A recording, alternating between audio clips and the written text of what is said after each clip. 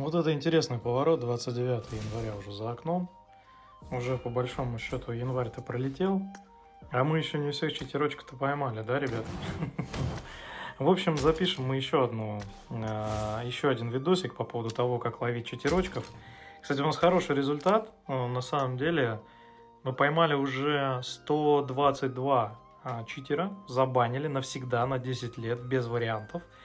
И получили следователя ефрейтора. То есть у нас категория А, мы идем вперед, у нас практически безошибочные наши вердикты, мы потихонечку добираемся до майора и забираем звездочки. Кстати, там есть обновление, добавили в магазин еще музыку. Вот она слева. Эта музыка, она добавляется к вам навсегда и очень прикольно. Там те, кто будет впоследствии тоже смотреть видео, советую поставить себе на фончик, посмотреть, покайфовать. Звучит неплохо, специально записано для вот этой, собственно говоря, программки, которую мы и смотрим, и следим за следователями. Ой, тьфу, за читерочками. Соряныч, заговорился. Первый чувачок. Это метро, 7-я карта, Радик. Ничего особого, ничего интересного, но я хотел бы обратить ваше внимание. Сегодня выделил несколько моментов, как они смотрят. Вот проекцион смотрит на то, где есть, и делает префайр. То есть он префайром выдает то, что он подсознательно уже знает, где находится противник. И испугавшись, то есть Молотов его просто резко вырывает из этого вот состояния анабиоза, в котором читерочек находится. Никак он не может остановиться, то есть он постоянно видит, где они находятся. Тупо прописываем бан, идем дальше, ничего интересного, даже не хочу заострять внимание. Сегодня будем просто максимально быстро, потому что в прошлых видео я уже показывал, на что мы обращаем внимание. Здесь увидел проекцию, здесь также смотрит проекционно, не наводит прицел, и вот момент. Стрельба полностью его выдает. То есть мы здесь по большому счету не будем как-то долго тянуть или еще что-то в этом видео. Мы будем просто показывать, на что обратить внимание и каким образом это все выглядит. Здесь сразу все, модификация, отдача, автоприцел, то есть все сразу видно и летим дальше. То есть вообще просто не задерживаясь. 5-я карта метро. Хочу, чтобы вы уже сами понимали, каким образом выглядит вообще эти моменты. Опять проекционно смотрит, окей, вот он заметил, да, увидел, где находится, не может взгляд от него оторвать. Вроде бы ничего страшного, но вот по этой стрельбе уже опытно, когда понимаешь, что там есть автоприцел, есть аимчик, да, то есть ты уже не теряешься, ты просто ловишь, и я вам сейчас это покажу. То есть для вас должно быть понимание, как это происходит. Я замедлил там момент, мы просто перескакиваем дальше, но на том моменте я вам замедлил, про себя промотайте, вернитесь, посмотрите, да, то есть какие-то моменты, как определить АИМ, да. Заезд, ничего такого, но опять префы в стеночку ведет, это просто ботинок, но даже на ботинке он палится конкретно. Вот опять, проекционным взглядом увидел, не может остановиться, сразу второго. И вот как работает АИМ, ребят.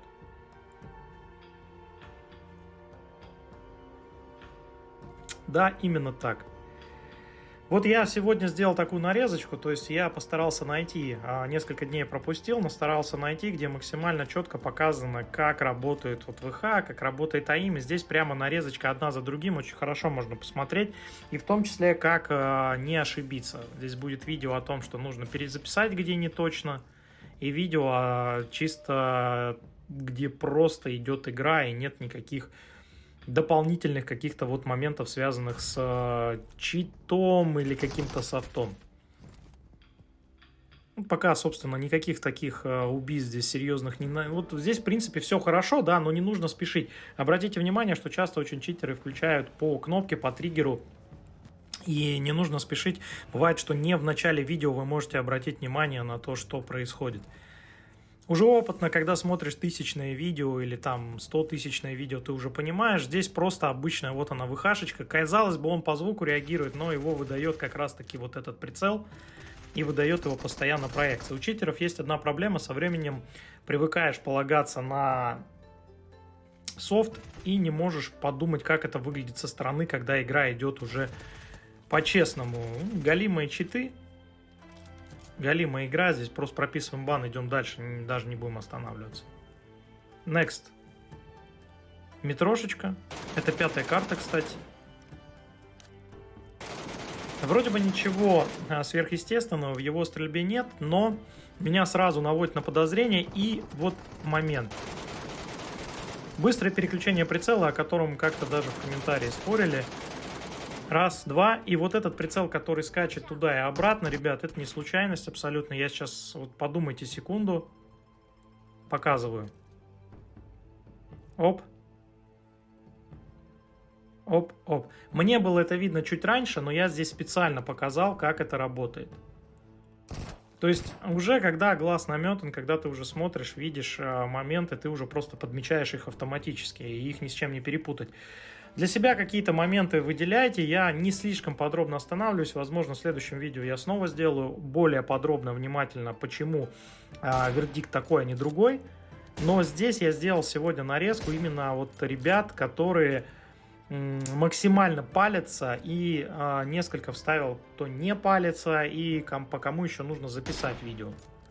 Для вас будет это очень интересно, то есть вы, в принципе, по вот этим моментам можете для себя определить, перемотать назад и просто вот сделать выводы какие-то, да, то есть наглядно.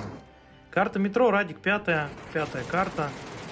Заранее преф. И вот здесь очень хорошо видно, как у него срывает прицел, потому что там находятся монстры. Монстр имеет старые вейпоинты, читы работают криво, и, соответственно, прицел идет не на модельку, которая была справа, а на монстра. А здесь он уже конкретно палится, потому что он не в привычной ситуации. То есть читер попал в ситуацию для себя непривычную, на монстр переключилась стрельба, ну и, собственно говоря, здесь он уже полноценно палится на ВХ. То есть я не просматриваю весь ролик, нахожу именно моменты, которые вот определенно их открывают.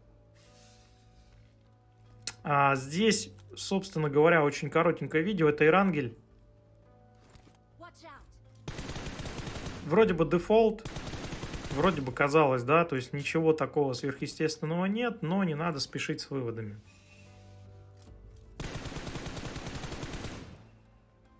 Нужно четко понимать,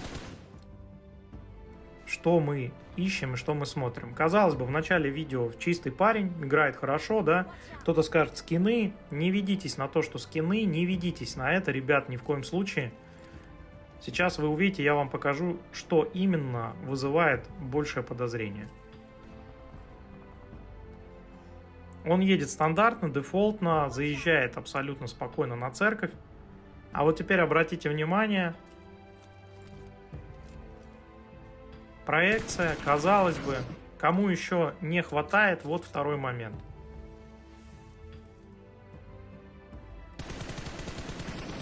Отмечу, что желтым прицел, желтым вообще не видно, то есть это сопля, это та самая на починках сопля, на которую, в принципе, там никого не мог видеть, просто начинает зажимать и видит все. Но для того, чтобы четко понимать, что бывает так, что игрок попадает случайно, я добавил вам видео игроков, которые просто попадают, потому что хорошо закрыли кого-то или сделали много киллов на, собственно, игроках, которые играют хуже. Вот обычная игра, то есть это Эрангель, это северная, здесь парень просто закрывает +2, делает хороший клоус, видит постоянно игроков. Вот так он видит игроков не то что в проекции, он просто их держит в поле зрения. Не так, как это делают читеры, а как это делает игрок. Это обычная психология. И здесь он дожидается момента, именно момента, который важен для того, чтобы сделать выход, преф. И вот эти микромоменты, которые дают понять, что игрок просто отыгрывает хороший клоус. Здесь нет какого-то определенного софта. Вся инфа по ним есть. Он абсолютно четко понимает, где кто находится. То, что у него много киллов, 26 и так далее. Ребят, он просто залетел на не свой ранг, и все. Плюс боты, плюс это может быть утро. Это может быть... Ну, там, кстати, по-моему, отмечено, что это утро, да. То есть это вообще... Парень играет, когда еще никто толком не проснулся. Сервер может быть абсолютно любой. Никаких префов там неадекватных или еще чего-то у него нет. Он все держит в поле зрения и делает это не так, как это делает читер. Посмотрите, помотайте назад видео, как это делали они. Он делает это абсолютно осознанно и играет Очень четко. Ему, конечно, могут вот здесь накинуть, вот он, вот софт. Нет, ребят, это абсолютно не то, о чем вы можете подумать, что вот он ведет, там все шаги слышно, там прекрасно слышно, кто куда ходит. И вот эта граната подержать, которую он четко раздал, это тоже абсолютно нормальная история. Количество киллов по данному видео, вот может быть он где-то, конечно, там в начале и палился, но по данному видео к нему претензий нет. Мы судим именно по видео, именно по тем моментам, которые нам записала программа. Метро, 5-я карта, кстати, вообще любимое место читерочков. 5-я карта, фулл 6-й обвес у пацана. Ну, собственно, вот сразу момент. Четкое понимание, где находится противник, не дает пацану вообще стоять в полный рост на фулах и спокойненько наводиться вот так вот. Конечно, отдача снижена. В метро режиме отдача у М14, да и у многих там стволов снижен, урон повышен. Это не играет роли, ребят. То есть мы даже не будем там что-то выбирать, а мы просто хоп и погнали дальше. Не будем сильно долго ждать, тратить свое время. Next, та же самая карта, та же самая история. Пацан, кстати, не на 6-м обвесе. У него рюкзачок-то, по-моему, не 6-й. Ну, понятно, не удержался. Собственно говоря, вот так вот ВХшечкой работает. Очень тяжело удержаться, когда хочется сделать красивый киллочек. Сейчас выйдет префом вот на этого пацана. Вот и все. В метро очень много в последнее время читеров, больше всего оттуда попадается. Но это и хорошо, они очень хорошо отлетают. Больше всего оттуда и баним. По кайфу. Следующее видео. Ничего сверхъестественного, необычного, то есть, да. Не забываем о том, что я говорю из видео в видео, о том, как нужно... Для того, чтобы просто определять, каким образом они прицеливаются, как они себя ведут, достаточно посмотреть пару сотен видео для начинающего. То есть, как начинающему вообще понять, что происходит. Но я вам советую, кто более опытный, конечно, посмотреть, разобраться, как работают программы, софт, почитать какую-то информацию. Это очень поможет. Конечно, опыт тоже нужен, но не стоит портить игру другим игрокам. Ну, собственно говоря, вот уже просто наметанный взгляд, просто отправляем его сразу в ВХшечку. Даже не ждем там АИМ, Silent АИМ, Full или, например, Wallhack. Да, мы просто сразу хоп и все. То есть мы не ждем. Это баг-демо, кстати, ребят, вот это очень опасно делать заранее суждение здесь. Баг-демо по стрельбе да, по контролю за целью без возможности ее увидеть нет. То есть это ВХ. Это ВХшечка, но здесь немножко демо багануло, поэтому он стрелял в одно место, а патроны летели в другое. Но там в начальных видео я тоже это показывал. Ну а здесь, естественно, он уже даже нет смысла досматривать. Он уже просто знает, где находится противник. Мы просто ставим ему ВХ и идем дальше. Мы сильно долго не тратим время, да, то есть мы сегодня просто по верхушечкам прыгаем, смотрим. Вот прям хотел вам нарезочки именно как это работает, то есть как это легко определить не на сложных видео, чтобы не были те видео, которые присылаются, когда парни не палятся, когда надо перезаписать, когда они идут по 6, по 5 минут, долго лутается. То есть сегодня просто вот нарезочка, да. Обычный клоус закрыл, ничего такого сверхъестественного здесь нет. Он просто в доме. И вот тут самое важное. Вроде бы информация есть, вроде бы.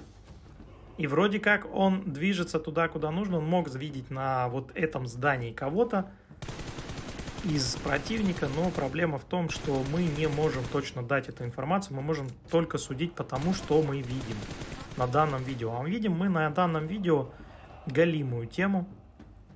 Просто галимую.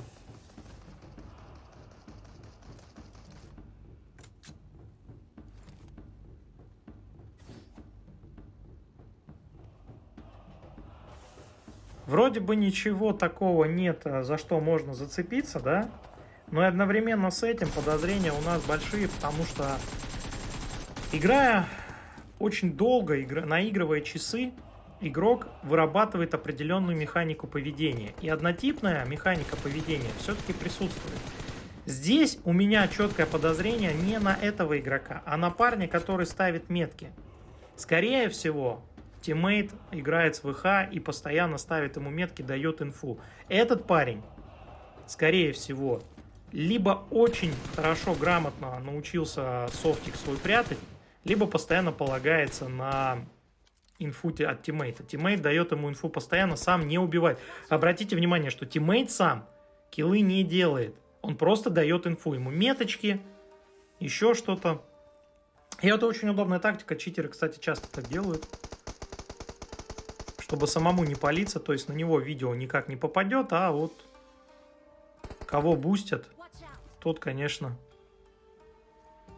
спокойно. Вот здесь точно видно, что у него присутствует доводочка, но мы не можем вынести суждение просто по той простой причине, что тиммейтик-то очень хорошо его припрятал. Здесь 100% тиммейт играет софтом, но нам нужно записать видео еще раз для того, чтобы суждение было верным. 122 правильных вердикта категории А, ребята. То есть мы просто бахаем, мы их просто не щадим. Вот такие сегодня простенькие видео были. Простенько, быстренько, чтобы вы понимали, как это работает. Не будем говорить сегодня про модификацию стен, да, какие-то там дополнительные вещи. Мы все это обсудим потом. Собственно говоря, поднял, обнял, заплакал. Все круто. Следующее видео будет скоро. Всем спасибо. Пока. Топ-1 в этой сотке, будто снова в этих чартах. Да, я прыгнул с самолета, только чтобы прыгнуть чартер. Ты лутаешь на похавать, я лутаю миллиарды. Вы как деньги, ведь нули на карте.